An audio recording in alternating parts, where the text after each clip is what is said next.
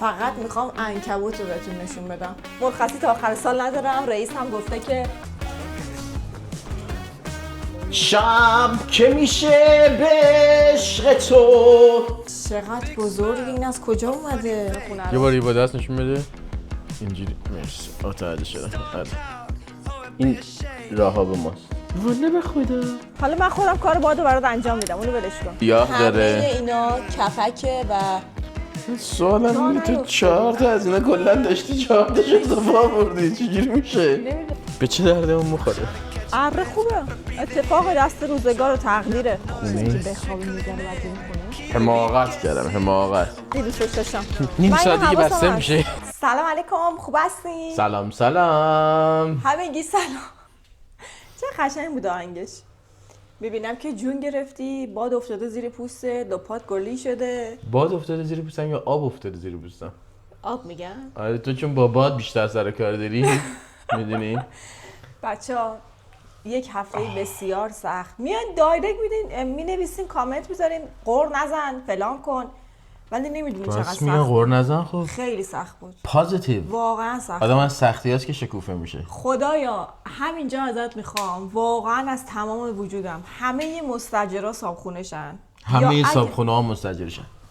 جاشونو عوض کنن. یه ذره اینایی که 4-5 تا خونه دارن ببینن مستاجرا چی میکشن. خب تو الان همه صابخونه ای هستی که مستاجر شدی.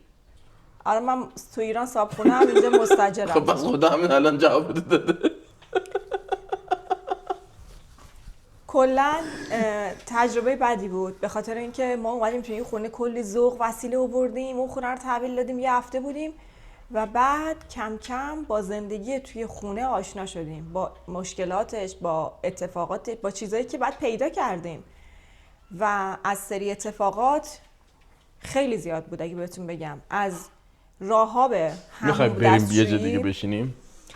از راه‌ها به همون دستشویی بگیر که باز کردیم دیدیم توش پر موه، از ماشین ظرفشویی که من هر چی ظرف میذاشتم دیدم بو میده، تمیز نمیشه.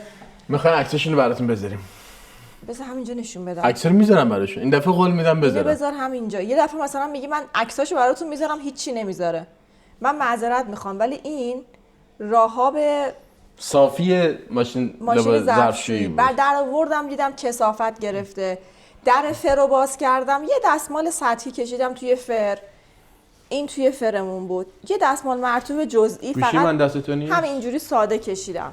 بذار من راه‌ها به حمومو بهشون راه‌ها با نشون بدم. پدرام باز کردید چرا اینقدر حموم بو میده؟ چرا این حموم آبش نمیره پایین، توش جمع میشه آب میاد بالا. راه‌ها با باز کردیش پر کثافته. یعنی اون کسی قبلی که اینجا زندگی میکرده. خیلی عذر میخوام. این راه‌ها به ماست. بعد دیگه لای پنجره ها خاک. بعد دیگه دوباره از اینجا اگه بخوام نشونتون بدم، این که اتاق ماست، این در به سمت بیرون باید بره، دره باز نمیشه دیگه. اینجا پرده نداره. این اتفاق بالاخره باید پرده داشته باشه چون همه جا پرده داره. بعد میریم بیرون، بقیه رو تو توضیح بده. در گاراژ رو بهتون نشون بدم. این در گاراژ ما قفل نمیشه. شما الان ماشین رو میذاری اینجا، این در رو قفل میکنی اینجوری و میای این بعد قفل بشه. قفل نمیشه، هرس شده. سینک رو نشون بده دوست عزیزم. یه ذره مردم رو با حقیقت‌های زندگی آشنا کن. فکر نکنن اومدن استرالیا. سینک نشون میده یکم شیر آبش بعد وام میشه. آبش وقتی باز میشه به همه جا همش مولد سیاه داره. همه اینا کپکه و میدونی که تو به خاطر همون به دورش. خاطر همون کپک سیاه میتونی بریک لیز کنی، یعنی میتونی از این خونه بری. حالا داستان داره ولی میتونی این کار رو انجام بدی. ولی بعد مثلا اینجا روی کابینت اینو هر چی سابیدیم نرفت. اینجا هست.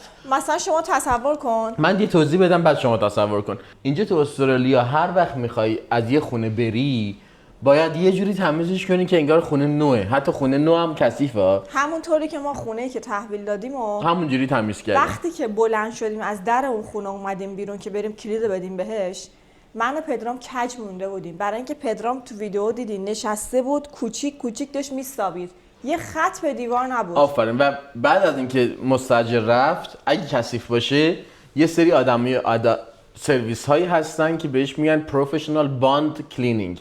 باند یعنی از اون پول رهنی که اول دادین شما برمی‌دارن و خونه‌تون رو تمیز میکنن از پول مستاجر قبلی. واسه همین وقتی مستاجر جدید میاد توی خونه تمیز قرار میگیره. مستاجر جدیدی هم که میاد خونه قبلیشو همین کارو باهاش کرده و تمیز شده.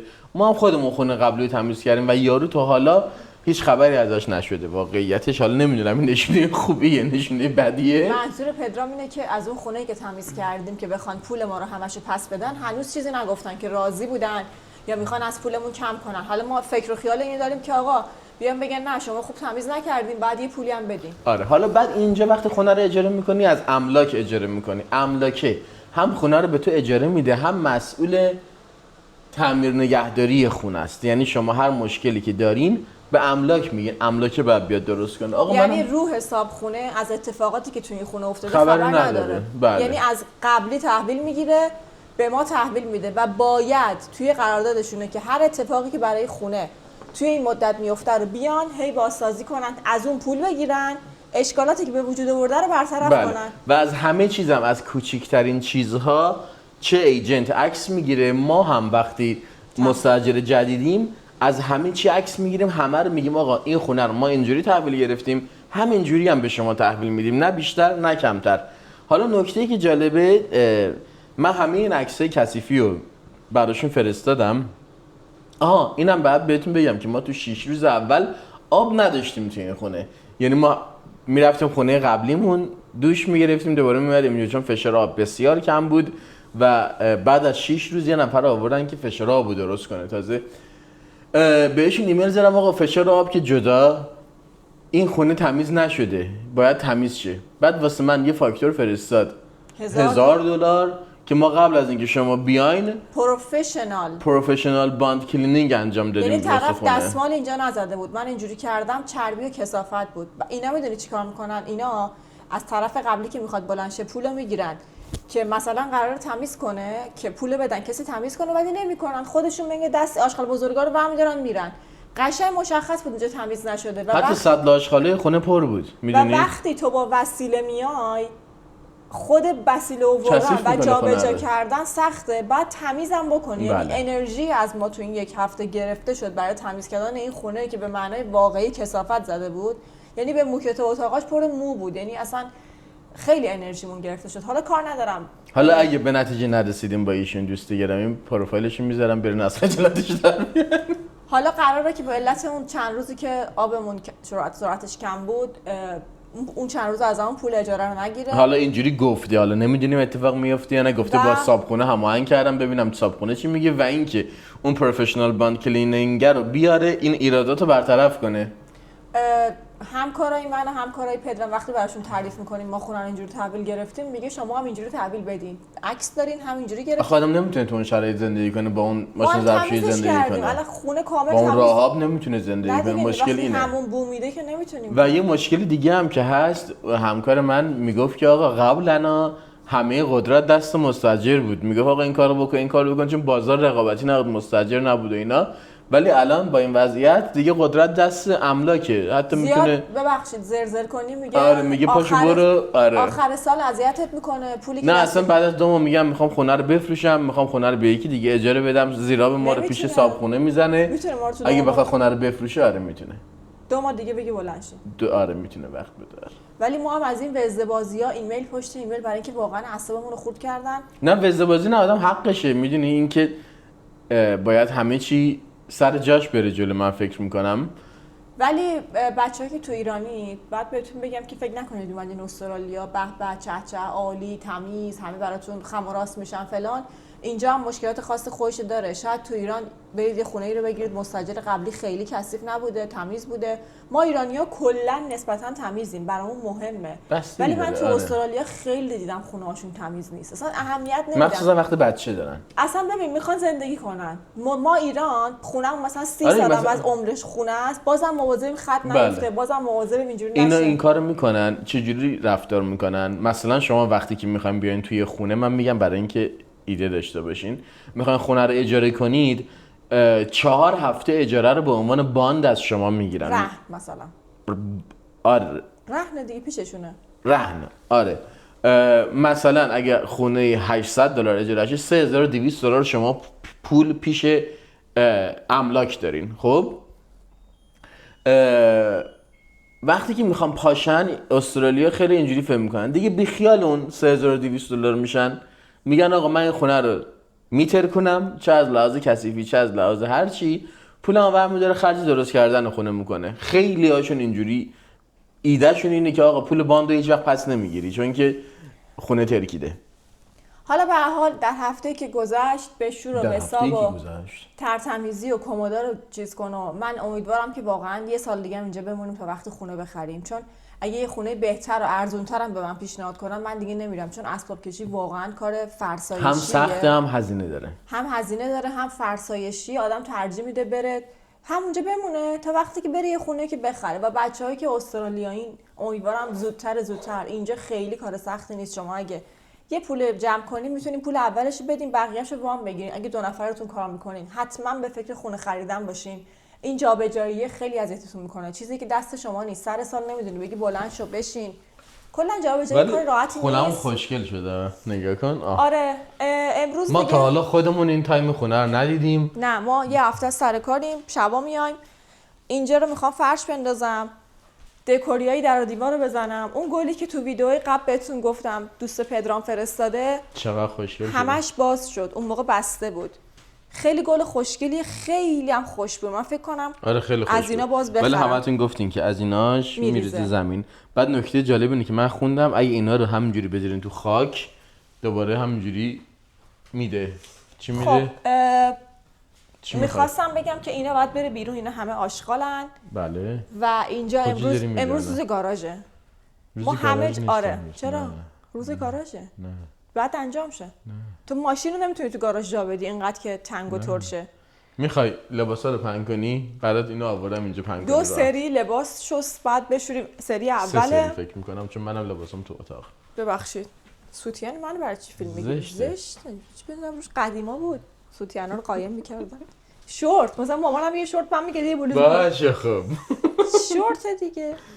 خب بریم این پشت لباسا رو اوه بنده رختمون چه در آفتاب خودنمایی میکند. بله. دلتون نخواد اینجا البته هنوز شکل نگرفته. من 100% با اینکه دلمون نخواد مخالفم، ولی شما نظر بدین. داره از روز اولی که اومدیم اینجا داره با من دعوا میکنه. من هواپز گذاشتم اینجا، مایکروویو اینجا، هواپز اونجا، بعد اینو خب بعد با سرایی وصل کنی اونجا. واقعا نظر بدین. واقعا مایکروویو با هواپز ایرفرایر اینجا یه من نشونتون بدم بفهمید. آقا نگاه کن خوشگلش میکنم. اینجا توی لاندری بابا اینجا اصلا سیفتی هازارد داره. نداره. میذارن خیلی ها میذارن. بعد اینجا مایکروویو. خب بیا اینجا. بعد برق نگاه کن. بیا اینجا. مگه بیا اینجا. بعد آشپزخونه درست میشه سیم کشی میکنیم. نگاه کن الان و یکیشو برداری بذاری اینجا. ما میذاریم اونجا. یکیشو بذاری اینجا. اینجا خلوت اینجا همه خلینا بعد برداشته شه اینا بعد من یه میز میذارم اینا رو بذاری اینجا. جای یخچال خود بیامرز. هر کاری کردیم، هر فکری کردیم. من گفتم قرنیزم در میارم، جا میدم ولی جا نشد. قرنیزو در آوردم زدم ولی جا نشد متاسفانه. یخچال اینجاست. یخچالو بعد به اینجا عادت کنید. فردا میخوایم بریم آیکیا یه چیز دکوری اینجا بخریم. دیگه چیز خوشگل بچینیم. متاسفانه تو خرج افتادیم. یخچال دیگه ای نمیخریم چون یخچالمون خیلی خوبه. میدونی که یه یخچال دیگه بخری از اون آیکیا خریدن ارزون تره. نه یخچال مگه $200 $1000 آیکیا $200-300 جمع میشه. تو آیکیا $200 تا بخوای تورش هم پر کنی میشه $1000. نمیخوام بابا هر چی دارم توش میچینم. خب همین اتاقا فعلا خبری نیست. بریم ببینیم. آره ببینیم چه خبره. اینجا باید فرشا پهن بشه. نور بدبخت من نگاه کن. بیا درست میشه. خیلی الان دیگه خونه مثلا آماده است. خونه شده آره. این اتاق کار، اتاق ورزش، یوگا. کار، ورزش، یوگا. ما این وقته بشینم کتاب بخونم فلان که بعد خوشگل شه اینجا. بله. این اتاق من 2 تا اتاق دارم بدونم اون چی شد؟ اینم اتاق پدرامه. میخوای نیام تو اتاق من؟ حوله من رو دره. این میز کار منه که ایشالله مرتب میشه. خیلی وسیله است واقعا. آره خیلی کار داره اتاق پدرام. آره. همین لباسا فقط رفته تو کمد جعبه ها جمع شده. مرتبی کار داره هنوز. یه بنده خدا اینقدر کفش داره یه سریش هنوز بیرونه. یعنی تمام خونه رو غصب کرده این زن. تمام خونه رو جاشو گرفته. من با اون خونه کوچولو خوشحال بودم. چرا من این یه ساعت وقت داریم گاراژ جمع کنیم. همه رو ببریم تو شدمون پشت. بریم ببینیم چه خبره. شد گفتی کثیفه. نگاه میکنیم. شاید کثیف نبود. حالا میتونیم شاید همه برنامه ما رو عوض میکنه. یا همه قیمه‌ها رو می‌ریزی تو ماستا رو می‌ریزی تو قرمه یادت سبزی. باشه یه امروز وقت داریم یه فردا. بابا زندگی دراز است. پس فردا بریم سر کار. پس فردا آنها روزها. نمیشه یه هفته آدمو تعطیل کنن. چرا نمیشه؟ دلت نخواد رئیس هم دیروز ما میخوایم ماه دیگه بریم کروز از خیلی قبلتر با یک عده انسان 10-12 نفریم چه اشغالی میخوایم بکنیم؟ بریم کشتی.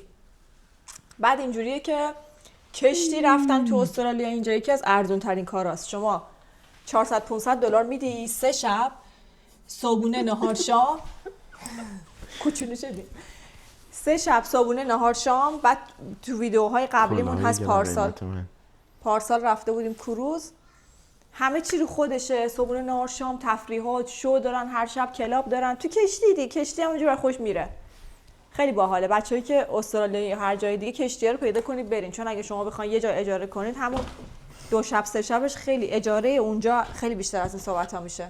دلت اومد کلاه منو بذاری اینجا؟ کجا بذارم؟ بردار بذار خراب کجا؟ شدن همشون. بیلیمش از بین رفت. رفتم به رئیسم میگم که تا کلاهاتو میبری که خیلی من دارم صدای منو میشنون. من از تو هم میتونم باهاشون حرف بزنم. این تیم منه. رفتم به رئیسم میگم من 2 روز مرخصی میخوام که بزنم تنگ شنبه یک شنبه بشه 4 روز برم کروز. رفتم بهش میگم لطفا اینو بر من امضا کن من مرخصی میخوام. حالا من در کل یه 6-7 روزی مرخصی دارم که 2 روزش ازش درخواست کردم. خیلی قیافش ناراحت کرد و اینا برگه رو امضا کرد گفت برو تا آخر سال دیگه مرخصی نداری. بعد من گفتم بله. گفت مرخصی نداری تا آخر سال ما اینجا به کسی مرخصی نمیدیم. گفتم من فکر میکنم مرخصی حق ماست. یعنی چی مرخصی نداری؟ گفت نه همه ماها آخر سال 3 هفته میریم مرخصی. خلاصه که به نظرم جالب نیومد. اصلا کلا این کار قانونی نیست میدونی دیگه. مرخصی حق هر کسیه ولی خیلی جدی مخصوصا وقتی از 3 هفته یا 4 هفته قبلش درخواست کنی. چون شرکت ما 3 هفته آخر سال تعطیل میکنه میخواد همه اون 3 هفته برن که مرخصیاشون رو داشته باشن جمع کنن اون موقع برن. به نظرم اتفاق جالبی نبود خیلی منو خوشحال نکرد و اینکه من فکر کنم فقط 2 روز مرخصی الان دارم و تا آخر سال دیگه مرخصی ندارم خیلی حس من تو رو میذارم دم در عشقم. من میخوام برم کمپ. خلاصه نه نمیذارم دم در. قول نمیذارم خیلی خوبه انقدر خوبه از مرخصی ندارن. یعنی ما کافی آدما شروع کنن یه چیزی بگن یه درد دلی کنن 2 نفر قول نزن خدا رو شکر کن. یه پادکست گوش میکردم من نظریه‌مه. یه پادکست گوش میکردم واقعا به دردتون میخوره. میگه اگه یه نفر باباش مرده اگه یه نفر ورشکسته شده اگه یه نفر طلاق گرفته نه حالا اب نداره چرا اینقدر ناراحتی پاشو اینجوری کن. میگه گوش بدیم به حرفش بذار زرشو بزنه. درسته نکن گوش دادن اکتیولی خوبه. من به عنوان خود آدمی که داره اینجوری من خودم فهم میکنم آدم باید همیشه از خوبیا بگه تا اونجایی که میشه از خوبیا بگه. مرخصی تا آخر سال ندارم رئیس هم گفته که اینجوری خیلی خوبه انقدر سر کارم خوش میگذره. آدم این وقته میخواد حرفشو بزنه میدونی. بله. بعد از خوبیش هم میگه بعد از حقوقش هم میگه ها. روی صحبتت با کیه؟ منظور چه؟ همه. آها با همه. منظورم اینه که کسی اگه ناراحته من که به تو همیشه میگم حرفتو بزن. آره کسی ناراحته فلانه مثلا نگید وای من از تو بدترم وای من اینجوری ترم. یعنی ما مثلا یکی میخواد درد دلشو وا کنه پشیمون میشه. حتما میخواد ثابت کنه من از تو بدبخترم. میدونی؟ گوش بدین آره درست میگی سخته. ان شاءالله کار بعدی کار بهتریه. رئیس بهتریه. جو بایدن به چی گفت؟ گفت چی؟ من به چی گفتم؟ چی گفتی؟ وقتی اومدی این تعریف کردی چی گفتم؟ گفتی نرو سر کار. گفتم از فردا نرو سر کار. Do not worry about anything. ای خدا این قدم راحت نیست سر کار نرفتم. من هنوز چند جاییم گرفتم. ما بریم شروع کنیم ترتمیزی‌ها رو کنیم شما رو در جریان میذاریم. بریم ببینیم پدرام در چاله. چجوریه داستان؟ توی طبقه هاش آدم باید دستمال بزنه. یه خورده وسایل خونه اون پایینه. اینجا هم چند تا سرامیک و این داستانا ولی اینجاها خوبه که آدم وسایلاشو بذاره چون توی پارکینگ خیلی جا میگیره و لزومی هم نداره وقتی اینا رو داریم. منم یه سری لباس شستم لباسا رو پهن کنم. کاکتوسه چقدر حالش خوبه. تو آپارتمان گلا اصلا حالشون خوب نیست ولی الان حالش خیلی خوبه. خیلی سریع داره رشد میکنه.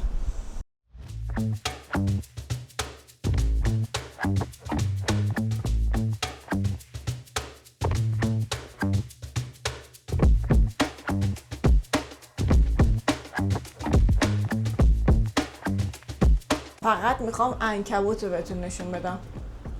سایزو ببین رامیره صدا میدی عالی.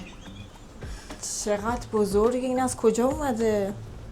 من فکر می‌کنم یه پیپ دیگه بعد این چی بزنیم. آره الان وقتش نیست. چقدر بچه هاشن اینا الان. نمیدونم چیشن. اینا مورچه نیستن، اینا بچه عنکبوتن. نه با مورچن. یه جور دیگه ان بابا. مورچن. خب بریم بیرون. باید عنکبوت کش بزنیم. پیپ هم تمام شه. پیپ دیگه نداریم. نگاه میکنم. در اونو ببند فعلا، همون تو باید بمیره.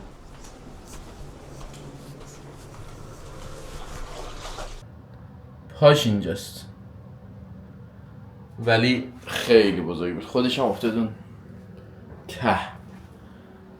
ولی زندگی تو استرالیا است دیگه. حالا ما باید یه دونه حشره کش قوی بگیریم، کامل این تور حشره بزنیم که مانع از اومدن جدید حشرات هم بشه. بعد وسایل بذاریم توش، چون که وسایلمون خطرناک. اگه یادتون باشه در ویدیوهای قبلی که اسباب کشی میکردیم، آخرای هی میبردیم که نه، از اون خونه وسیله میآوردیم. آخرای کار کیفیت کار اومده بود پایین. ما هم برداشتیم، چون من تا لحظه آخر تو اون خونه بودیم، آشپزی میکردیم. غذای بیرون اصلا من دوست ندارم خیلی، واسه همین ظرف و ظروفا اونجا بود. گفتم همه چی میاریم، بعد ماکروفر و هواپز و این داستانا رو میاریم که تا لحظه آخر غذا داشته باشیم. بشقاب و مشقاب و اینا همه رو گذاشتم اونجا، همه چی آوردم. روز آخر رفتیم شکستنی‌ها رو بیاریم، بشقاب مشقاب اینا. دیگه کلی خسته بودیم و این داستانا، همه رو ریختیم توی جعبه. میدونستیم که اون جعبه سنگینه، میدونستیم که ممکنه در بره، طاقت اون همه شکستنی‌ها نداشته باشه. همه اینا رو میدونستیم. همه آدما توی زندگیشون کار اشتباه دارن میکنن، اولین کسی که میفهمن خودشونه. خلاصه با هم زیرشو گرفتیم دوتایی، گذاشتیم داخل ماشین، عقب ماشین. به پدرام گفتم همسرم خواستی بیاریش بیرون منو صدا کن، با هم بگیریم آهسته این همه شکستنی توی جبه بیاریم توی خونه. از اونجایی که پدرام خیلی میخواد من بهم سخت نگذره، خودش گفت تا پگاه اون پشت موشه داره یه کار دیگه میکنه، من اینا رو بردارم بذارم تو خونه. از ماشین ورداشت اومد و یک عالمه شکستنی، تمام ظرفا، کاسه ها، اینا خیلی زیاد، یعنی یکی دوتا نه، یه ست کامل. رو دست و پای خودش هم افتاد و واقعا خدا بهش رحم کرد. رو هوا هم سعی کرد دو ست کاسه رو نجات بده که داد. یه بارم یه لیوان داشته میافتاده، پدرام رو هوا گرفته و دوباره دستش بابت همین که رو هوا گرفته یه صدای شکستنی اومد، چندین تا بخیه خورده. اومد همینجا نشونتون بده بابت همین داستانی که من برم اون ور که تو رو زوم کنه چیکار کنم. دیدین انگوشتمو؟ یه بار همین بلا سرش اومده و گفته اب نداره، حالا رو هوا میگیرم دیگه. کلا اگه ببینی یه چیزی داره میشکنه میره کمک، میره رو هوا بگیرتش. زوروه همسرم. خلاصه ما هم دیگه فرداش من بعضی وقتا هی سرچ میکردم که بشقاب فلان از کجا بخرم از کجا نخرم، تا اینکه با این ست بسیار زیبا توی کاسکو آشنا شدم. بشقاب و اینا خیلی اینجا گرونه، اصلا یه چیز عجیب غریبه، نمیدونم چرا اینقدر بشقاب گرونه. و خریدیم دیگه، ایرادی هم نداره، زندگی همینه، شکستنی برای شکستنه. واقعا ناراحت نشدم، نه اون لحظه نه الان، ولی به این نتیجه رسیدم که ظرف ارزون بگیرم که اگه در اسباب کشی بعدی یه بلایی سرش اومد یا کلا ظرفو دیدی مثلا لبه کاسه میپره اعصابت خورده، من ترجیح میدم اون کاسه رو بندازم دور تا اینکه هر دقیقه اون لبه شکسته‌شو ببینم ارس بخورم. و گفتم نه نمیشه. اینو فکر کنم $70 خریدم این ستو، خیلی ارزون نخریدم، خیلی هم گرون نخریدم، معمولیه. ولی خب چیزای دیگه خوشگل نبودن دیگه. ولی واقعا هم 4 تاست فقط بشقاب، 4 تا پیش دستی. اگه مهمون برامون بیاد کم داریم بشقاب اینا، حالا اون موقع یه کارش میکنیم. فعلا شاید هم ظرف یه بار مصرف.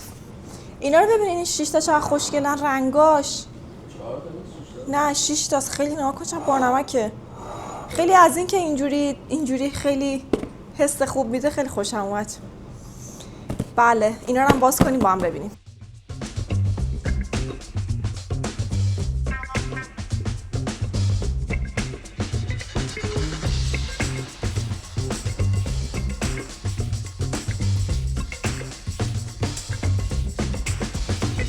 خب این ظرفای ما شد. بشقابامون 4 تا از این داریم، 4 تا از این، 4 تا از این و مسئلهش اینه که لبه داره. توی ماشین ظرفشویی خیلی بد چیده میشه، ولی دیگه همینی که هست دیگه. ولی دوست داشتمش، از سفید اینجوری، لبه اینجوری، سفید که نیست، یه حالت این سبکو خیلی خوشم اومد، نتونستم ازش بگذرم. حالا اینو فعلا داشته باشیم. چیزی که زیاد داریم از این کاسه هاست، قبلا هم داشتیم، اینامون نشکسته ولی خب خوشگل بودن دیگه. مسئله خوشگلیه و بس.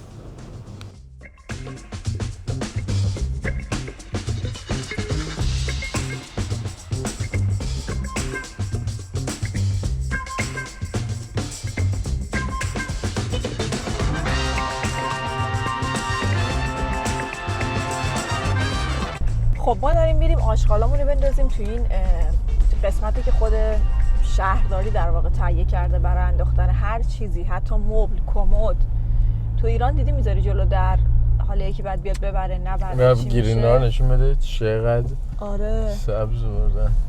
درختاشون رو میذارن میان پهن میکنن. کارتبورد. Hey, how are you? Just cardboard boxes. Any polystyrene or plastic inside at all? No. Just follow the sealed road. Yeah. Walk around to the front, you'll see a big white skip. Beautiful. Thank you. بهش میگه چی داریم؟ مثلا ما چند تا جعبه داشتیم، میگه که فهمیدی اصلا چی گفت؟ چقدر تون. بعد میگه مثلا برو اولی، دومی، سومی، میری وای میسی، یه دونه شوتینگ گنده است میندازی اون تو. آدمای دیگه اومدن درختاشون رو زدن، گلگیاشون رو آوردن، برای که اینجا حجم همه چی بالاست. نشون بدی که ببینن سبزا رو ناکن. آدما میان گلگی خونه‌شون رو میزنن، بعد اینجا خالی میکنن. میبینی علف ملف اینا اصلا نمیتونی انبارش کنی. ناکن درختا رو میبینین چه در چه حدی ان. آره اینا من سطلا و این داستانا هن. به ما گفتش که برید وایسید، هر جایی که مربوط به ماه نوشته، قشنگ رنگم کشیده. خب فکر کنم کاردبورد اونلی، ریسایکل هم داریم ما. کاردبورد اونلی آبی و زرد. آره خب خوبه دیگه، اصلا همه اینا بالاش هست نوشته. ما دفعه قبل جای دیگه رفتیم، یه مدل دیگه بود، این الان یه مدل دیگه است، یه مسیر دیگه اومدیم امروز. خب این جعبه ها رو این گونه میبریم، هر آشغالی که داشته باشیم میتونیم بیاریم، میندازیم اینجا. البته درستش اینه که باز کنی آره که زیاد جا نگیره. جعبه ها رو باز کنی، درسته نندازی، ولی هیچ کس واقعا باز نمیکنه. همه میان همینجا میندازن و میرن و همونطور که دیدین نگاه کنید دوباره اون میکسه. هر کسی که ما یه میکس هم داریم که چیزای مختلفه. میکس رو باید بندازی بعدی پدرام. آره واسه همین اینجوری به این صورت خیلی زیبا، برای اینکه تو خونه نمیتونی جمع کنی این جعبه مرده ها و اینا رو. ما اومده بودیم چند تا چیز میخواستیم، از سر شیر رو نمیدونم. میکروفونت قطعه. آی یه ذره خونمون عنکبوتینا داشت، حیات میکروفونتو بر روشن کنی. یه خورده خونمون جک و جونور اینا داشت، پیف باف و اینا هم میخواستیم. حشره کش خریدم 2 لیتری، خریدم چسب که قرنیز رو بچسبونم، فیلر بالای قرنیز این. بعد تو رفتی گل خریدی؟ بابا چه گلی خریدی؟ واقعا گلش خوشگله، ولی گل بزرگتر هم داشت پگاه. نه از $130 نه از این موزاییک با پرنده بهشتی که میگم دوست داشت. دارم. آره. بزرگشو داشت. نگاه کن. بعد گفتم اینو چرا باید قیمتش کم کرده باشی؟ دادم به چت جی پی تی، گفت این گل زینتی داخل خونه است اصلا. خیلی خوشگله. بعد اومدم اونورتر دیدم این گلر هم کرده، اینو کرده $30. هی نگاه کردم هیچ اشکالی نداره. میدونی اینم دوباره نگاه کنید اینجا تخفیف زده. شیلنگ بعد بخریم پگاه. بی پایین‌تر اینها $30. این یکم ولی چیز نیست به نظرت؟ شیلنگ دیدم برات عکس گرفتم. این یکم خسته نیست. این $10 مهم نیست. اینم خوشگل نیست اصلا بخیر. گیره این خوشگل میشه، گلای سفید میده اگه بهش رسیدگی کنی. سراحی دیدم، سراحی تا نبودین. ببین چطوره خوبه. $11 طولانیه. گفتم طولانی باش از سرای خوبه. اینو وایستا نگاه کن. برات عکس گرفتم. شیلنگ. شما هم نشون بدم. میدین من این گلا رو میگم بیرون آب بگیریم چون روش تارانکبوته. شیلنگ $139. این برام 64 تاییشو داره. این از این محفظه داراست. شیلنگ $139 با تشتاب میارم. منم بر این باورم شیلنگ گرونه. حالا همین گلا هم که نمیخواستیم الان $139 هست. خب بریم. خلاصه واقعا این گلا رو نمیخواستم. این کاری که استرالیا با تخفیفاتش با مردم میکنه اینا همش بازی روانیه، همش کار درستی نیست. هی میگی این ارزونه میخرم اون ارزونه میخرم، سر سال موقع اعصاب کشی میبینی چقدر چرت و پرت خریدی. چه احتیاجی داری مرد؟ چی میخوای دیگه تو وسایلات؟ اون پودر تمیز کننده رو. پودر تمیز کننده کجا؟ آها روی اوپنو؟ بله عشق من. آره؟ بله اصل من. روی اوپنمون یه تیکه های زنگ زده، اونو باید درست کنیم. شیلنگم بالاتر نگاه کن. نه ببخشید این بره. بیا اینا شیلنگو ببین تو این ردیفه. آیل چقدر؟ آیل 46. بیا این شیلنگو. من اینجا رو بهشون نشون بدم چه جالبه، نگاه کنید واسه اینکه ایده داشته باشین. من هر چیزی که میخوام توی اپش سرچ میکنم، تو اپ بانینگز اینجا بهم میگه تو کدوم ردیف و کدوم قسمت ردیفه. الان مثلا من اینو میخوام توی آیل 46 مثلا ردیف 7م. آره. میری ور اینو میداری. یه خورده اینجا سکیور کن، بیا شیلنگو ببین. سکیور کنم؟ چجوری سکیور کنم؟ حیاتمون شیلنگ میخواد چون که میخوایم حیات رو بشوریم و اینا. این سگ آرزوهای پدرامه. بیا سگ مورد علاقت. عاشق این سگه. خیلی مهربونه مثل. خب نگاه کن اون 64 تاییه. هلو. اینا شیلنگای گرونه، شیلنگای ارزون‌تر هم هست. خب 64 تا گرونه. این گلم اینو اینجوری میتونی با خودت ببری. این وای. وا چیه؟ ببری چیه؟ وا چیه؟ اینو تو میگی بگیریم؟ اون ها؟ اینو میگی بگیریم؟ آره. مشکلش چیه الان؟ خونه مشکلش اینه که رو زمین میذاری. یعنی چی رو زمین میذاری؟ زمین بذار بعدا میتونی بازش کنی جای دیگه. اینا حتما باید پیچ شن به جایی که ما پیچ نزنیم بهتره. جای پیچش هست ولی. خب اینو بذار رو زمین اصلا. چه اشکالی داره؟ دوست داری؟ آره. شیلنگ چون نیاز داریم در هر صورت. شیلنگ حتما میخوان. مسئله بسیار مهم چمنزن. چمن داریم از کجا تا کجا. چندین بار این ور اونور نگاه کرده ها. یه دونه توی فیسبوک مارکت پیدا کرد $80 تا اومد به آقای مسیج بده آقای فروش. نه خیلی ارزش کم بود. چمنزن چیز خوبیه. ناکن یه توضیح بتونه... بدم که این چمنزن‌ها همشون برقی هن. این عرض تیغش 53 سانته، این مثلا 46 سانته، این 36 سانته، مثلا این 40 سانته. بعد این ورتر هم داریم چقدر؟ مثلا 33 سانته. عرضا رو می‌بینی عرض تیغ رو؟ آره. یعنی تو یه مسیر اینجوری و با اون تو 2 بار بعد چمنشو بزنی، با این بعد تو 4 بار چمنشو بزنی. واسه همین وقت خیلی بیشتری ازت میگیره. این خیلی نکته مهمیه که آدم باید بهش توجه کنه. ولی قیمتاش عجیب غریبه خیلی. من فکر میکنم بعد واسه این بریم 499. آره الان اگه تخفیف نداره بذار بعدا. حداقل یه هفته بنداز عقب. دوباره فیسبوک مارکت رو بچرخیم. دست دو پیدا کنیم خیلی خوبه. آخه تو نمیدونی خونه بعدی چیه. آخه بعد مشکل اینه که دست دو هم یهو دیدی که فقط پولت دور ریختی. نه بابا چمنزن چیز خراب شدنی چون نیست. هیچ گارانتی مارانتی نداره. باشه چمنزن چیز خاصی نیست. چمنزن اتفاقا خیلی چیز خراب شدنیه. متاسفانه یا خوشبختانه. ولی اگه نو بخری آدم خیلیش راحته که میتونه بعداً 5 سالم گارانتی داشته باشه. خراب شد میاری میذاری حالا اینجا. تحقیقاتتو دوباره بکن. من تحقیقامو انجام دادم، اونه انتخابم. کدوم؟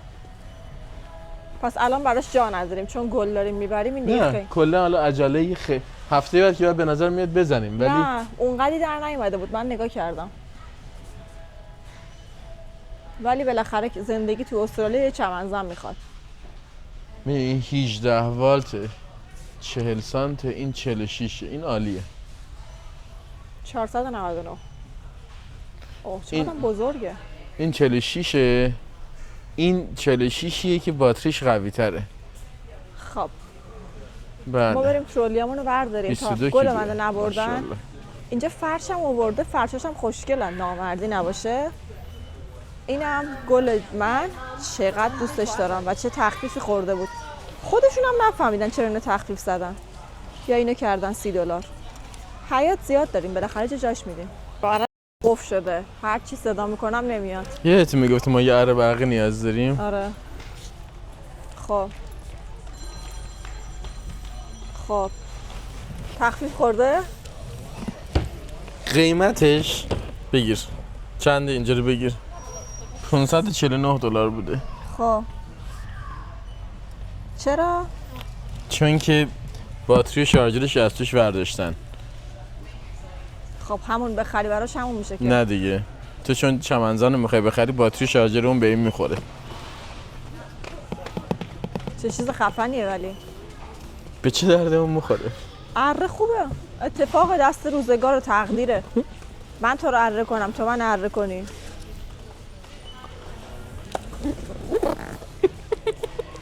یعنی دیوونه ایم. اره الان برای چی مونه؟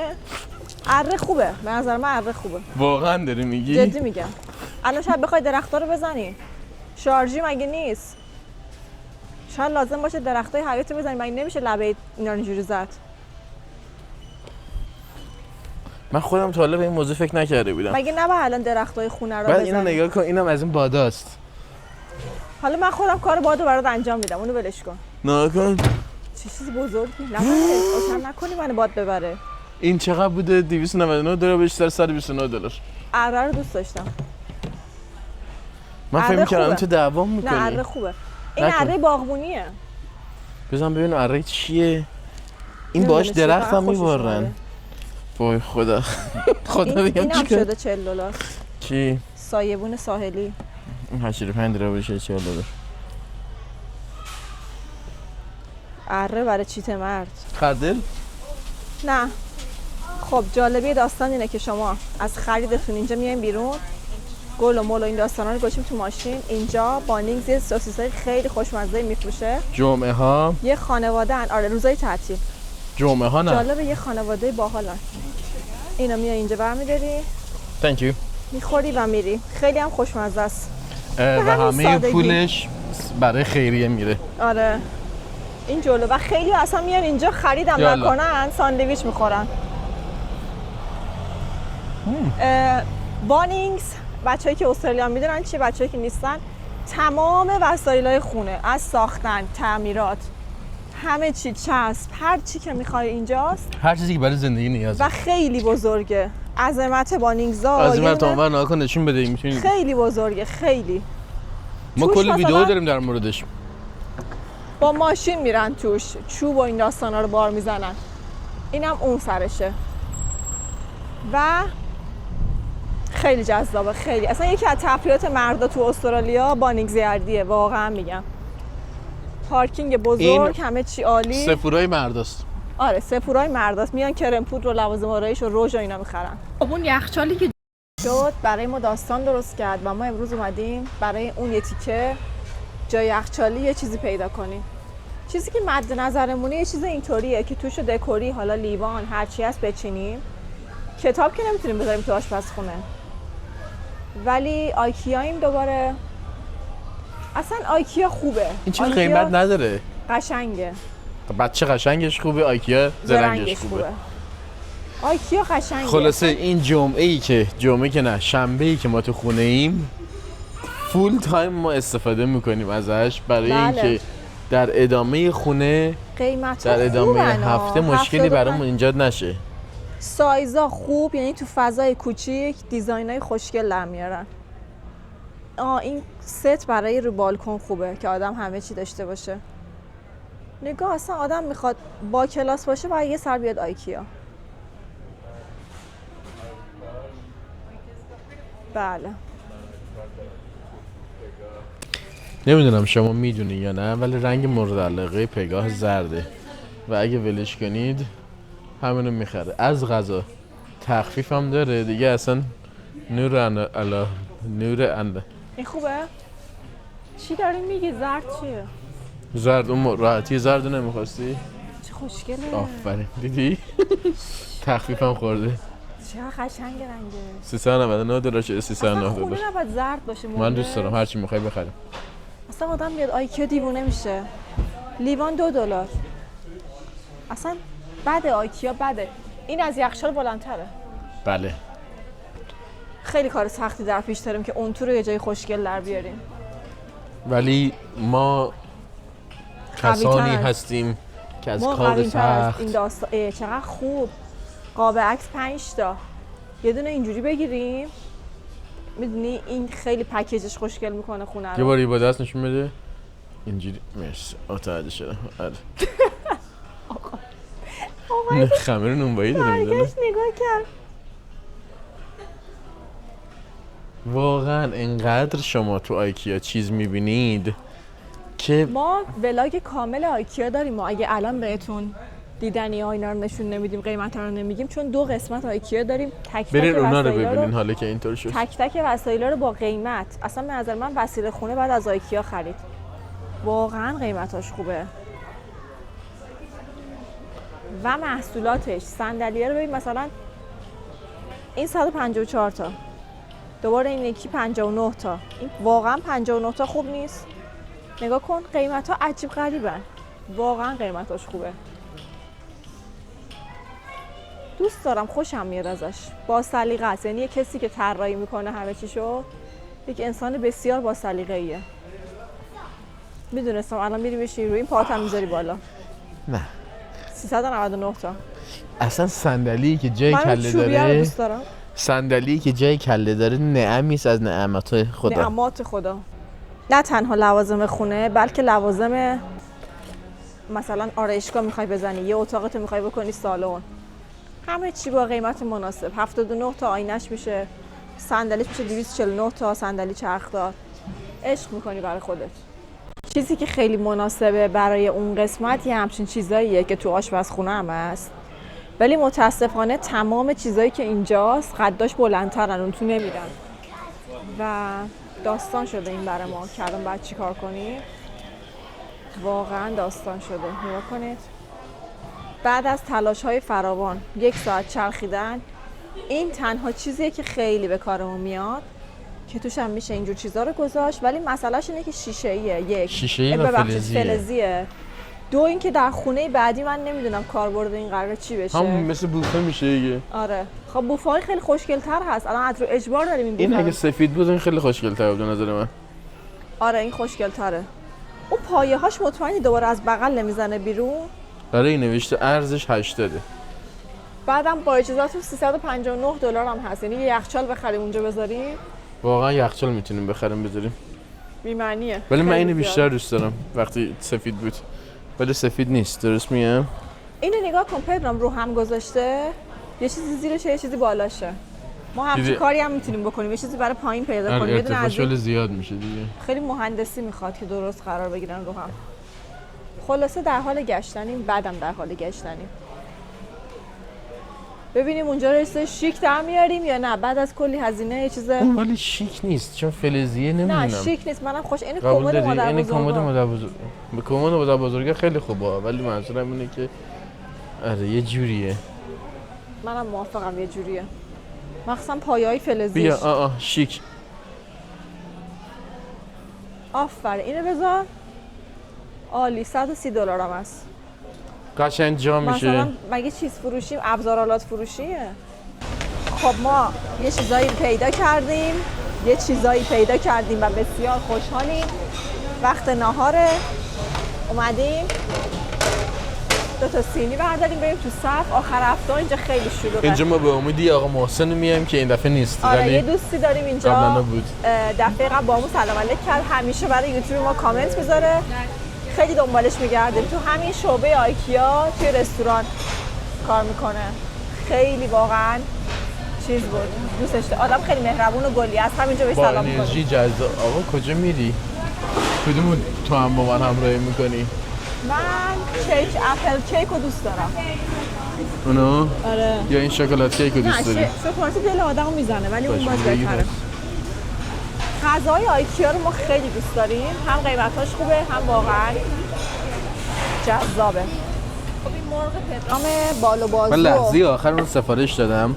نمیدونم چی اساسا اینم نمیدونم واقعیتش. چیه. از ماهی سمن اینم من ماهی سمن خامه که دسر اینم دسر سالاد سالاد خوب تحویل گرفتی خودت. اینم غذای من. نگاه کن بعد بگی آقا پدرام چاقو میکنه. بعد چیه؟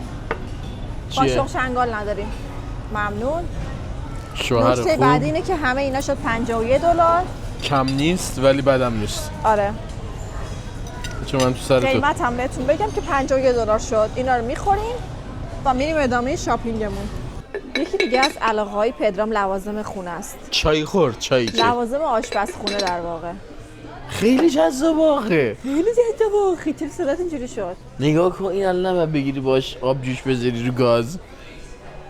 یعنی با عشق و علاقه خاص اینا رو دنبال میکنه. ما لیوان چایی میخوایم برای مهمون. لیوان چایی هم. این خوشگله پدرام. اینو ببین. رنگ پاشیده روش یه جوریه. این لیوان این سفیده هم مثلا خوشگله. این فنجون چایی یکی چای تو این؟ آره. بابا نه برای لیوان- مهمون. تو خودت تو پارچ بخور. من یا واسه مثلا مهمون مثلا این. اینو بیشتر دوست دارم. یا اون سفیده به قول تو. خیلی لیواناش خوشگله. من ولی کلا دوست دارم لیوان چای شیشه‌ای باشه. مثلا من اینو بیشتر دوست دارم. رنگ چایی دیده شه. چقدر شیکه. چقدر با کلاس. آره لیوان چاییمون اوضاعش بیریخته. اصلا نداریم در واقع. And very expensive. Yeah. باز دوباره یه خانم پیدا کرد. Very شروع کرد. expensive. شوهرم هی خانوما رو پیدا میکنه. هی سیخونک میزنه به خانوما. از اینا میخوای بگی؟ نه سر صحبت باز میکنه. این هم خوشگله. خیلی زیاده. تو میخوای به هر کسی اینقدر ولی چای این بدی؟ واقعا خوشگله. خوشگله آره خیلی خوش. دونه 4 دونه 10. چرا دونه 10 هست آخه من نه دیگه دیگه 4 تاییش. کجا 4 تا چی دیدی؟ ما نمیدونم چی 41. میکس کالر براون گرین. خب آره یه دونه شه. یه دونه $10 بس سر جاش. بس سر جاش. آره لیواناش دونه ایه. این مثلا 3 خورده ایه. چرا باید $60 بدیم 6 تا لیوان مثلا بخریم؟ وقتی پارچ داری بخوری توش. بزنیم دیگه چی داره لیوان؟ یه ذره تا اونورتر بریم. یه ذره میشه لیوان شیشه‌ای. اونها جلوتر شیشه‌ای هست. این واقعا یه دونهش $8. بله. ماک گرون عزیزم. ماگ من به این باشه. نمیگم ماگ. هرچی منظورم لیوان. بیا این سرچ خوبه. کن. من یه مدت تو گوگل داشتم دنبال لیوان میگشتم. همه گوگل رو گشتم گرون بود. همه گوگل رو گشتم در همه. خونه رو گشتم. این اگه بود دسته داشت عالی بود. همون میشد دیگه بعد کسی اون نمیخرید. بیا یافیدم. چیکار خیلی هم کردی؟ قیمتش مناسبه احتمالاً. این $20. کجا هست؟ توی یه دونه از این جاها باید باشه. پیداش کن. بیا بش همسرم.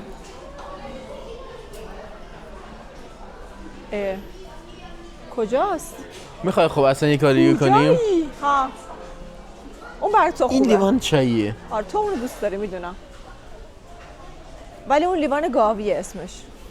این آبجو خوریه گلم. چقدر آیکیا رو دوست دارم لعنتی رو. ولی من کثافته. آیکیا رو اصلا دوست ندارم. تو هم دوست داری. از وقتی بس اون من لیوانه به رو اون پیدا خوشگلی کنم. کرد دونه $10 منم دیگه طلاقش بس من این میدم. لیوانه رو پیدا کنم. همسرم داره شیطونی میکنه. لیوانه رو پیدا کن. مغلطه کاری نکن. همون دور و بر اونجا باید باشه. نرو اعتراف کن. رفته آباژور زرد خیلی اینو خریده. ولی خیلی قیمتش خره. خیلی خوبه. قیمتش چیکار داره؟ خیلی گوگلیه. ما زرد تو خونمون جا دارد. قیمتش چرا؟ خیلی چون خوبه. پگاه دوست دارد. من عاشق من زردم. اینا هم خیلی دوست دارم. من واقعا اینا رو دوست دارم. برای رو میز کامپیوترت بگیر. واقعا دوست دارم. خب بگیرش $29 برش دار. به چی دردم میخوره آخه؟ حالا خوشگلی. خیلی خوشگله ولی. خوشگله برش دار. شاید به یه کارت اومد. برش دار. برای دلت خرید کن. حالا تا ویدیو تا دوربین رو روشن کرد میگه برش. مهربون شد. برش دار عزیزم. چرا به چی فکر میکنی؟ فقط اینو بردی بالا ولش کرده خودش اینجوری برای خوش حرکت کرد انگار. پیچا رو صفر میکنی وای آره میسته. انگار که مثلا صفر کنی وای میسته. صفر کنی وای میسته. آره. البته هی هم باش ور نمیری ان شاءالله. چرا باید هی یه بالا تو بالی میافتم.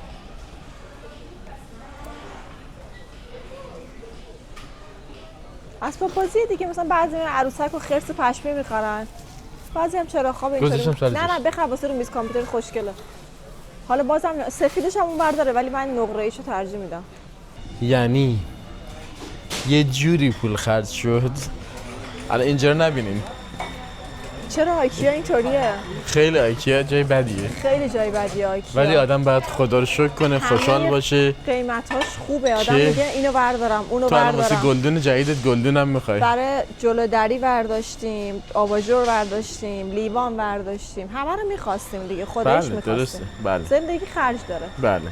گلدونم میخوام برای اون گلی که الان خریدم، ولی گل خیلی بزرگه. یه گلدون اینجا خیلی... نداره همچین گلدونی. بعد بریم نه، بانیکس. خیلی بزرگه گلدونم. یعنی گلم خیلی بزرگه. و خیلی هم آدم خسته میشه. آیکیا که میای تموم میشه. آره واقعا. فقط دوست داری برسی به ببین آخرش. ترولیا چجوری داره میاد. آره ترولیا میاد بیرون. کی براشون میداره؟ آها. هر وقت استفاده میشه خالی میاد میشه جلو. بعد میاد اتوماتیکه. فکر کنم اینجوری پرت میشه بیرون. بخش گلاش هم میگن خیلی ارزونه. گلاش واقعی نیستن خب. واقعی ان. این قسمت واقعی. اینا واقعی ان. آره اینا چه واقعی. جالب. من اون حدودا قسمت مطمئن پشت بودم سر ما مصنوعیه. مثلا این $10 گلش. بهت قول میدم واقعی نیستن. واقعی ان عزیزم. چی میگی؟ این قسمت واقعیه. نکن برگ گلو جر نده عزیزم. زشته خجالت بکش. حالا فهمیدی حیا آخه این کن. گل این خانم خورد بهم واقعی نبود. منم فکر کردم واقعی این نیست. مصنوعیه. این که این چه خوشگله حاجی. من اینو می‌خواستم. اون چیه؟ من چه کاری میکنم باهاش؟ روغن پاش. برای روغن پاش آشپزخونه با این فرق داره عزیزم. نه همینه. پس چرا بخش گلاست؟ این یک برداشت بعد ولش کرده. پس چرا اینجا گذاشته اون بالا؟ بابا این یه چیزی میخواد باش روغن بپاشه. اومده تو وسایل گلخونه دنبالش میگرده. هر چیزی که میپاشه روغن پاش نیست. بریم خسته شدم. بریم دم صندوق. تازه کارم داریم. بریدم صندوق دیگه خستگیت کامل در میاد. در میاد. خسته تر میشی. ولی واقعا آیکیا با اعمال شاق است. یعنی وقتی میای آیکیا 3.5 کیلومتر باید راه بری. هرچی هم میبینی میخوای. متاسفانه خیلی بده. خوبه اینجا صندلی گذاشتن دادم امتحان کنه ببینه چجوریه. قبل از اینکه بریم دم صندوق خسته تر شیم خوبه یه ذره بشینیم. نفسی تازه کنه. من این پشت بهتون نشون بدم که جرین دستی که این انبار رو میبینین اون ته. الان باید بریم وسایلی که میخوایم واسه توی یخچال، توی جای یخچال از اینجا خودمون ورداریم، بعد بذاریم تو ماشینی که جا نداریم، بعد ببریم تو خونه. اینجا بخوابیم یه ذره بعد بریم خونه. حال میده. موافقم. بعد تازه الان باید بریم خونه واسه بچه‌ها ویدیو بگیریم که از آیکیا چیا خریدیم. بله. پس با ما باشیم. این کمد لباسمونو که میخوایم بذاریم. اینم این داره. خوشگل‌تره اینو برداریم. این خیلی بالتره. همینه دیگه هم میگن. نه همینه. ابعادشو چک کن. 70 در. چجوری؟ آره این همونه. ابعادش همونه. خب این در خوشگل‌تره. اینو میخوایم بگیریم بذاریم جای یخچال. ولی قیمتش خوشگل شد. خوب شد. این الان بهتر شد تا این. این کمد بهتر شد. این نه. کامل کمد لباس بود. اون کمد آرایشی بود. این الان برای آشپزخونه خوبه به خاطر دراش. 70 در 116. خب ابعادش درست باشه دوباره آره اشتباه درسته. نخریم. میگه بهت راهرو چنده 13 تا هم ازش دارن. کالکت 1 and 2. آها 1 و 2 بعد برداری. باید کجا یه دقیقه بریم؟ واسه آیل 32 لوکیشن 7. لوکیشن 7.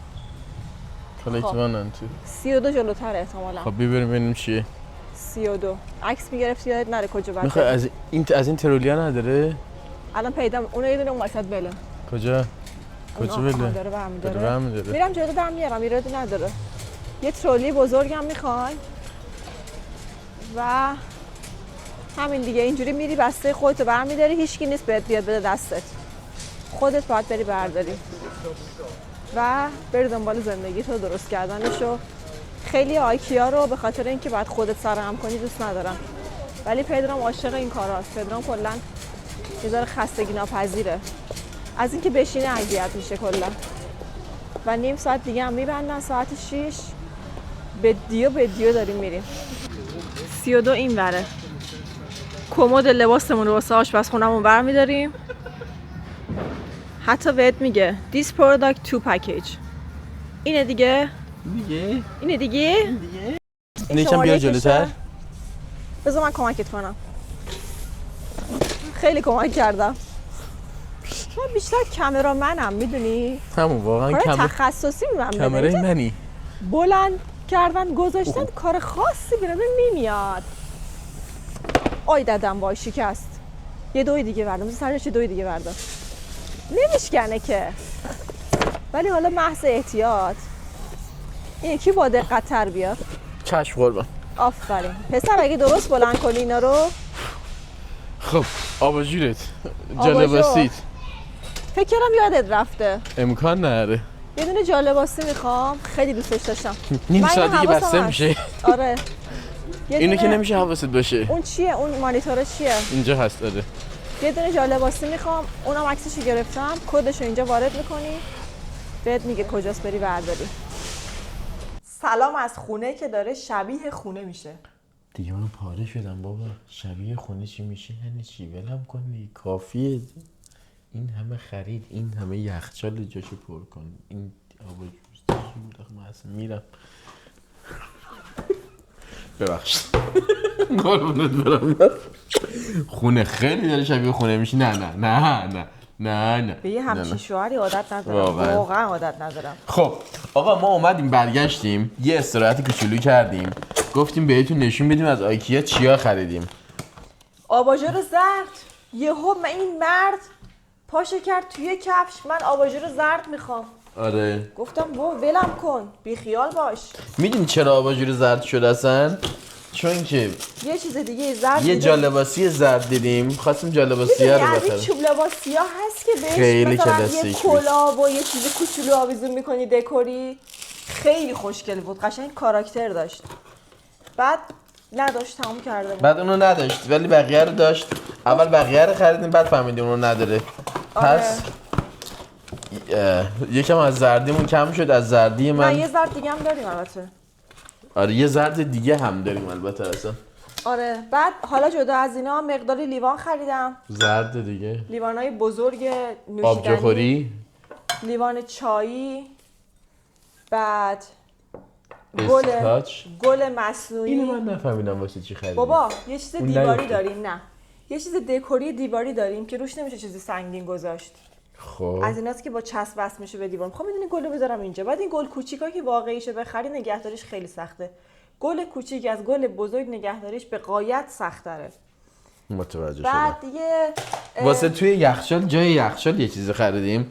من به شما نشون بدم که ایدمون چیه، ولی از ایده تا اجرا شاید خیلی فرق داشته باشه. از اینا برای جلو در ورودی که بندازیم جلوی در، جنسش خوب بود. از اینا که حالا گل و بارون باشه جلوی پا رو میگیره. این خیلی چیز خوبی بود برای دور توالت فرنگی، خیلی دوستش داشتم.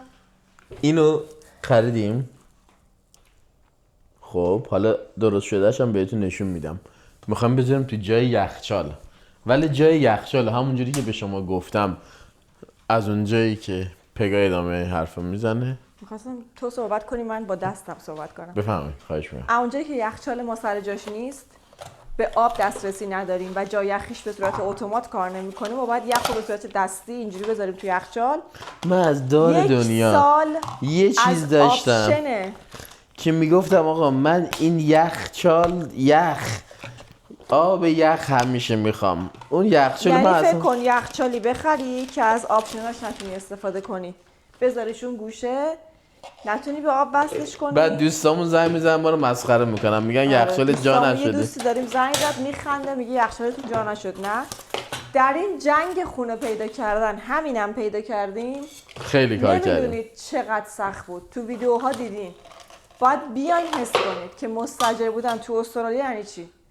با توجه به حجم مهاجری که داره میاد، قیمتایی که رفته بالا، همه جا همینه ها. الان مثلا ما پیروز با دوستمون تو ایران صحبت میکردیم، یه عددایی میگفت عجیب غریب. من فکر کنم قضا بلامون زیادی شده. این لیوان تو راه شکست. زیادی داره قضا بلا سر ما میاد. یه لیوان نو به نظر ولی حالتش قشنگه. من عاشق ولکام درینکم. یعنی اگه تو مهمونی بگن مهمترین مسخره میکنه، مهمترین آیتم یه مهمونی چیه؟ ولکام درینکه. و همیشه واقعا هر وقت مهمون داشتم درست کردم.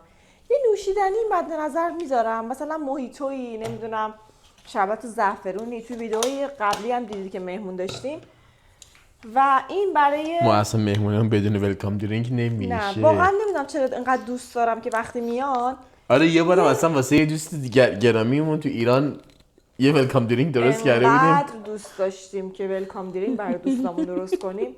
یه بار با حساسیت خیلی زیاد یه آب گلی درست کردیم و برای اولین بار اومده بودن خونمون دوستامون و هیچ وقت ولمون نکرد. هنوز که واقعا هنوزه دوست میگه نیست دشمنه. میگه اون چی بود به من دادین. هنوز که هنوزه میگه. خلاصه لیوانای چایی خریدیم. شما اینا رو ندیدین؟ لیوانای چایی اصلا لیوان چایمون اوضاعش بیریخ بود. لیوان چایی خریدیم برای مهمون. ما بالای 8 تا مهمون داریم همیشه، چون ما بابای پدرام میان با خواهر که نداره با برادراش. خواهر داشتی خوب بودا. شما آدمای خوبی هستین. خواهرم داشتین خوب میشد. ببین من چه عروس خوبی هم تعریف میکنم.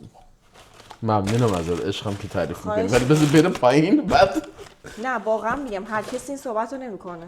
شما لطف دارید. شما آدمای خوبی هستین. از شما بعد یه عالمه دیگه تکثیر میشد. میگم این بچه دار نمیخواد بشه. میخوای ما بشیم بجاش؟ ما واقعا خوبی نمیتونیم خوب باشیم. آره چون من یه ورش خوب میشه، یه ورش همچین تعریفی نداره. منظورم طرف توی من که خوبی ندارم. منظورتو فهمیدم، بیشتر بازش نکن. طرف من خوبی پر رو هم دیگه مینتا به امرو دادی اینجوری شدم. میگن نباید تعریف آره کنی از واقعا مردا. ریشهشون بسوزه ایشالله. اومدم گفتم تو آدم خوبی هستی. واقعا بی جنبه هم خداییش. اه. خودم هم قبول دارم واقعا بی جنبه. اینقدر تعریف نکردی از من آخه. ما چرا حالا زرد خریدیم؟ من سوالم این لامپ میشه باز نکنی؟ چرا؟ قاطی میشه بعد دیگه اصلا نمیدونم. لامپ چیه؟ آها این اینوریه. اون پایشه. و اگه پایشی سیمش کجا میره؟ یه دقیقه تو رو خدا بزن ببینم چجوریه. من چی کار میکنم؟ من دارم آباژور خودم رو باز میکنم. چقدر گوگلیه، کجا بذارمش؟ فهمیدم کجا بذارمش. همین الان آمد به ذهنم. آمد ای چه گوگل. ما هر کدوم از اون آباژورها لامپ خودشون هم باید داشته باشن. بله بغلش که آباژور میفروشه لامپش هم میفروشه. میدونی چی کار میخوام بکنم؟ میخوام اینو بشکنم. نشکن. کار سختیه این تو این کردن. باشه بذار خب تو من تو این بکن. این الان آماده است دیگه. منتظر چی هستی؟ خوندی چجوریه؟ نه خوندی دیگه معلومه دیگه. اونو میکنی اون تو.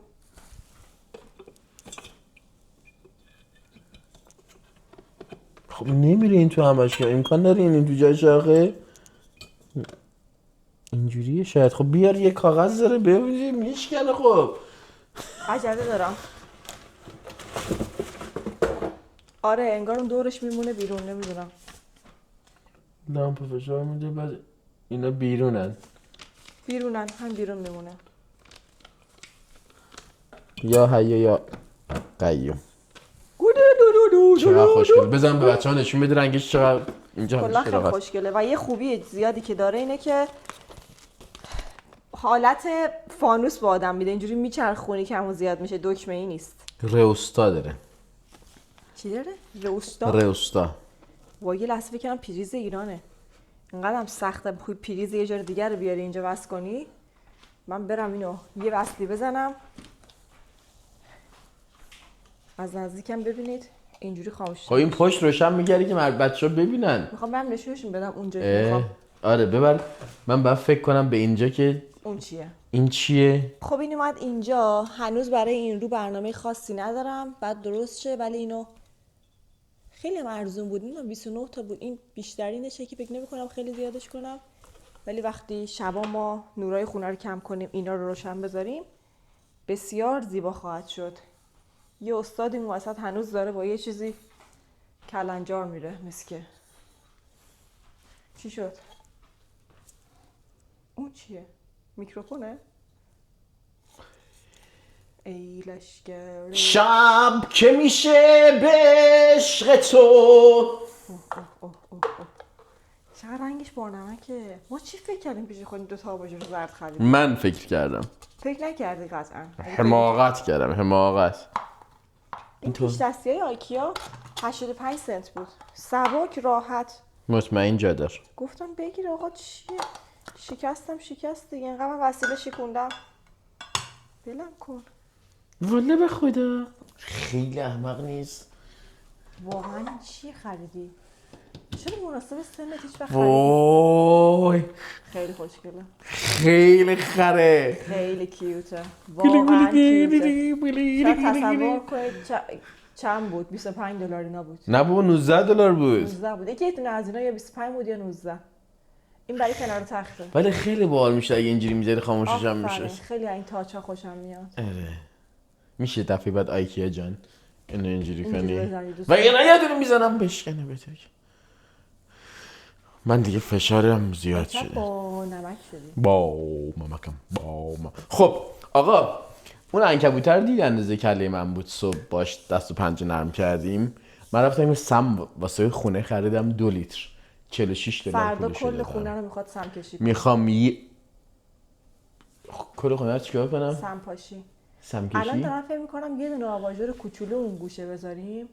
خیلی آشپزخونه رو لولش رو خب چرا همین نمیذاری؟ میبره بالا. آها داری فکر میکنی که آباژور منو بذاری اینجا؟ نه اون که اصلا با آشپزخونه نمیخوره خب ولی گوگلیه یه که. اون گوشه موشا بزنی. خیلی گوگلیه که. نه بابا زرد اصلا به رب اونم بد نیست واقعا. خیلی گوگلیه من دوستش دارم. یه گوشه آشپزخونه یه آباژور شب از اون ور جلوه کنند.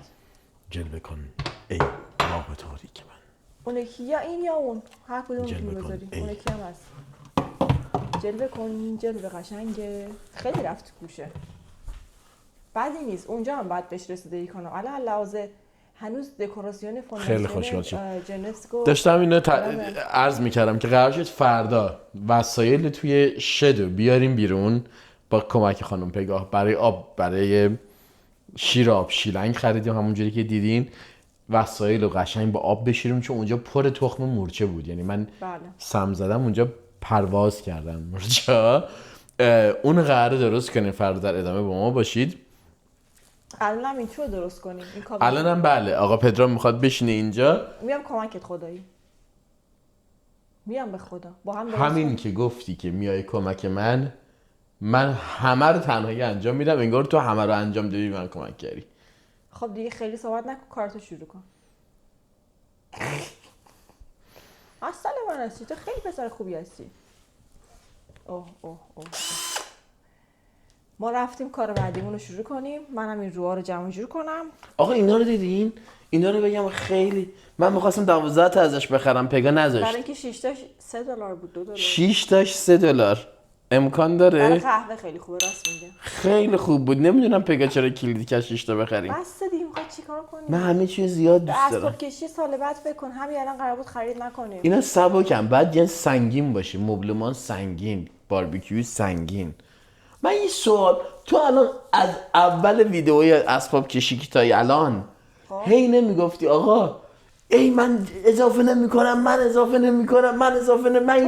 نمیکنم این چیه الان من بعد اینجا درست کنم بذارم چیکار کنم خالیه می دست خالی من میام پیش من میستم پر شد مانکن بذاریم لباس صد آشغال بد نیست که مانکن بذاریم. الان من 2 ساعت بعد این اینستاگرام بعد بگه قشنگ نشد. خوب واقعا هم قشنگ نمیشه. 200 دلار هم پولش دادیم.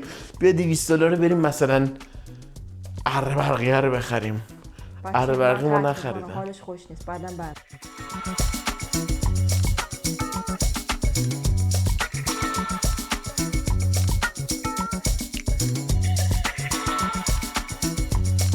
خیلی عجیب بود اتفاقش. یعنی این پیچی هم که میبینیم فقط واسه پیچ کردنش به دیواری که ما نمیخوایم بکنیم ولی تا حالا هیچ پیچی نخواسته. در کمال تعجب قبلی ها که ما میگرفتیم پاره میشوریم تا اینستال شه ولی این واقعا عجیب و راحته.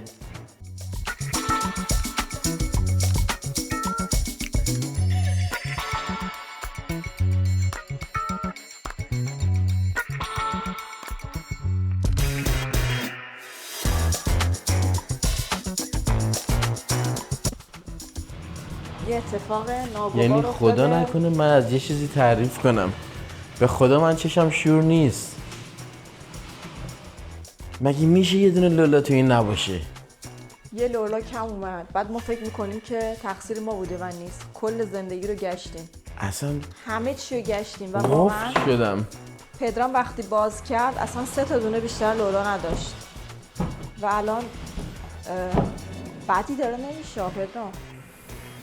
چرا من بد شه؟ $200 پولش رو دادم 3 ساعت زمانم. گپ وسطش رو واقعا ما نتونستیم هیچ جوره این ور اون ورش رو فیت در بیاریم، هیچی نبود. ولی خوب شد. عقب‌تر نمیره؟ چرا عقب‌تر نمیره؟ خیلی جلوه. یه خورده برو عقب‌تر. خوشگل چیده شود بعد یه عکس بگیرم بدم چت جی پی تی بهش بگم اینجا چی بذارم که خوشگل شه. کمکم کن. آها اینجوری خوبه. ولی هر کاری کنی فهم معلومه جای یخچاله. خب اون که بله. ولی خوبه قشنگ شد. آره جای یخچالو. ولی اینجوری دیگه حالا فعلا یه لولا هم نداریم. پدرام نمیدونه چیکار کنه. اگه ایده‌ای دارین ایمیل بزنیم بهشون. باید بخرم دیگه لولاشو. باید بخریم. آخه تو خودش نبوده. اسیر شدیم ما این وقت شب. آره واقعا. واقعا هم 11 شبه. هرچی ازش تعریف کردم از دهنم در آورد. دهنم داره بود؟ دهنم چی میگن از ما لامپ هم تازه واسش خریدیم قراره اینجا از این بالا نور بذاره نور بخوره بهش. بعد قراره که برای اینکه شلوغ پلوغش کنیم از اون بالا جای کفتر بیاد. از اون بالا کفتر میاد. خب یه دوستم در این بین اینو سرهم کرد ولی یه سر پیچ مور زیاد آورده. مسخره میکنه میگه اینا چی اضافی برده. میگم نمیدونم درستش کردم چند تا چیزی اضافه اومد. خب چیکار کنم من هر وقت چیزی درست میکنم یا کم میاد یا اضافه. من نمیتونم یه کار درست انجام بدم. از خدا شاکر باش. یه زن با نمک گیرت اومد. اینجا میبینید من هنوز وقت نکردم میبینم مثلا چه خبره اینا چی ان من کیم. یعنی اینا واقعا هنوز من سوالم اینه تو 4 تا از اینا کلا داشتی 4 تاش اضافه آوردی چجوری میشه؟ نمیدونم. برو صفحه بعد. یه چیز اصلا هیچ جایی استفاده نمیشد. چون همونجوری که برای تو یه چیزی کم اومد برای من یه 30 اضافه اومد. نگاه کن اضافه بیاد بهتر نیست خداییش. قدر بدون. یعنی امروز از ساعت 8 صبح با ما بودن تا الان که ساعت چنده؟ یه روز کامل با ما بودیم. قراره اینجا اینجوری شه. عکسش رو دادم چت جی پی تی گفتم اینجا رو چجوری کنم. عکسی که اون داده چیزی که ما در آوردیم. خوبه حداقل در نداره. یه در که نداره. بعد با همین بدون در رو ترکیب نکن. با یه در چه سبکی به من داده. فکر کردم من همینو میخوام. ولی یه چیزی باید بخرم اینجوری جامامو آویزون کنم. جامایی که نداریم. آره. یه خورده شیک‌تر از مال من در اومده. چرا خیلی فرق من نداره دیگه که. هرچی دستم بوده گذاشتم دیگه. خیلی فرقی امروز نداره. از این گل مصنوعی ها از آیکیا خریدم دونه $1 خیلی خوشگله همه جا میتونیم بذاریم. اون آباژور زرد هم میتونی بذاری اینجا. دوست دارم این که یکم خالیه رو یه کاری بکنم. اگه اینو هول بدیم اینور اگزوز منو بذار اونجا. بعد میگفت اگزوز من استفاده نرید از اگزوز بذار. به ذهنش رسید گفت اینو بذاریم این بغل. اول که پراش مثل حرم میمونه. پراش باید درازتر باشه. باید بیاد بالا. آفرین. باید بیاد اون فضا. یا چرا اونجوری اون تو خب. حالا مثلا پدرام میگه این اینجا باشه یعنی بره تو.